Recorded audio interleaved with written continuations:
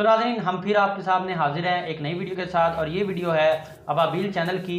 और आप जानते हैं मैं हूं रऊफ काजी और मैं हूं बिलाल काजी, और आप देख रहे हैं माई रिएक्शन माई ओपिनियन। तो ये अबाबील जो चैनल हैं, इनके चैनल को सब्सक्राइब कीजिएगा और असल ओरिजिनल कंटेंट है। और आज जो हमारे पास वीडियो है अबाबील चैनल पे मैंने देखी, ये वीडियो है 8 पास चार्ली की। अब ये 8 पास चार्ली कौन है?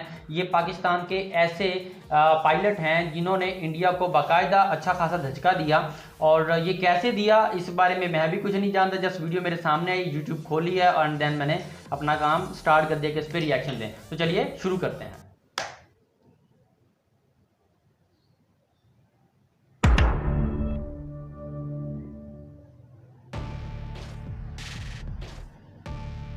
अस्सलाम वालेकुम friends and welcome to Ababeel. दोस्तों, ये किसी 8वीं पास की दास्तान नहीं है, बल्कि एक ऐसे लेजेंड पाकिस्तानी बमबार पायलट की दास्तान है जो एक हीरो तो बना, लेकिन आज तक कम ही लोग इसका नाम जान सके, और ये हीरो तारीख़ में गुमनामी में ही दफन हो गया। पाक भारत जंग शुरू हुई तो पाकिस्तान के B-57 बमबार तैयारों ने रात के अंधेरे में भारतीय अड्डों पर हल्ला बोल दिया।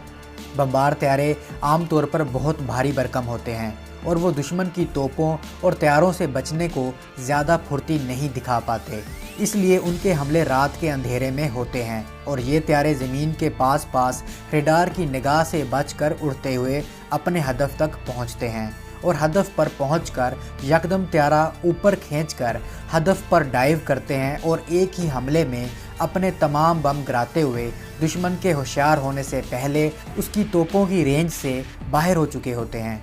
पाकिस्तानी B-57 तैयारे 500 पाउंड के 8 बम लेकर जाते थे और इसी तरीके को फॉलो करते हुए एक ही हमले में 8 बम गिराते हुए आगे निकल जाते थे। लेकिन ऐसे हमले में लाजमी नहीं होता था कि सारे बम निशाने पर गिरें। अक्सर ऐसा होता था कि 2 बम एक ही टारगेट पर जा गिरते, जिसकी वजह से एक्यूरेसी कम रहती थी, लेकिन ये हमला करने का इंतहाई महफूज तरीका था। लेकिन भारतीयों की हैरत के इंतहा ना रही जब जंग की पहली रात आदमपुर एयर बेस पर एक अकेले B-57 तैयारे ने हमला किया। लेकिन ये तैयारा और उसका पायलट कोई आम पायलट नहीं था। तैयारा पहले गोते में आया और सिर्फ एक बम गिराकर आगे बढ़ गया। भारतीयों का पहला रिएक्शन यही था कि बाकी बम किसी खराबी की वजह से नहीं गिर सके, लेकिन वो हैरान रह गए जब बमबार तैयारा दोबारा घूमकर वापस आया। उसने फिर गोता लगाया और एक और बम ताक कर एक और निशाने पर गिराकर आगे निकल गया। इस दौरान भारतीय तैयारा शिकन तोपों ने हवा में गोलियों का जाल बुन दिया था, लेकिन बमबार तैयारे के पायलट को कोई जल्दी नहीं थी, ना ही उसे अपनी जान का कोई खौफ था। वो फिर वापस आया, एक बम एक और निशाने पर इंतहाई एक्यूरेसी से गिराया और आगे निकल गया। यूँ इस बमबार तैयारे ने हर एक बम को गिराने के लिए अलग से वापस आकर गोता लगाया और बम को पूरे गौर फिक्र के साथ ताक कर निशाने पर फेंका। इस तरह इसने अपनी जान को ख़तरे में ज़रूर डाला था, लेकिन उसके 8 बम 8 इंतहाई अहम हदफ तबाह कर चुके थे। यूँ इसकी एक्यूरेसी 100% रही थी। इस हमले के बाद भारतीयों की जानिब से इस बमबार पायलट को 8 पास चार्ली का नाम दिया गया। पूरी जंग के दौरान 8 पास चार्ली मुख्तलिफ अड्डों पर हमले करता रहा।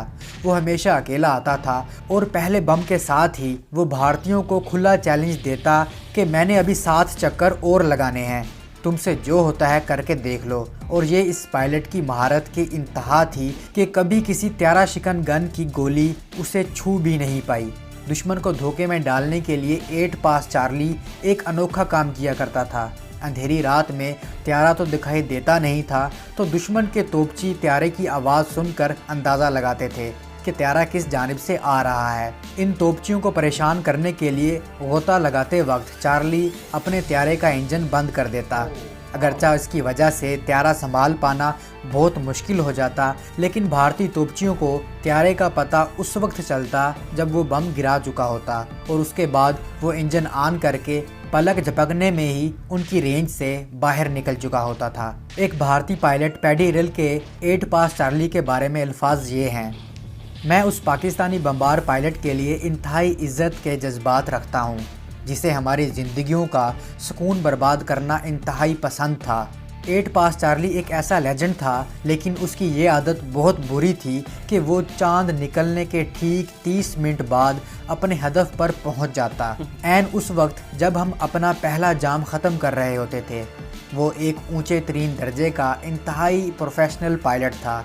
अपने हमले की सीमत छुपाने के लिए वो गोता लगाने से पहले इंजन बंद कर देता और जब तक तोपची फायर खोलते वो फटते गोलों की छतरी से नीचे आ चुका होता था और बम गिराने के बाद वो इंजन को फुल पावर पर करके गोलियों की रेंज से बाहर निकल जाता।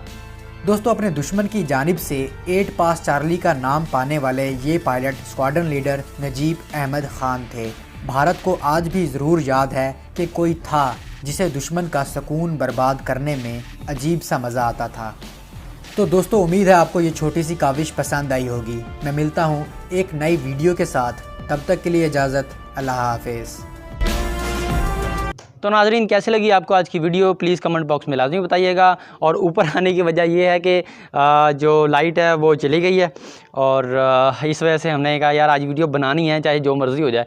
तो मैंने और बिलाल ने फिर सेटअप उठाया और ऊपर आ गए।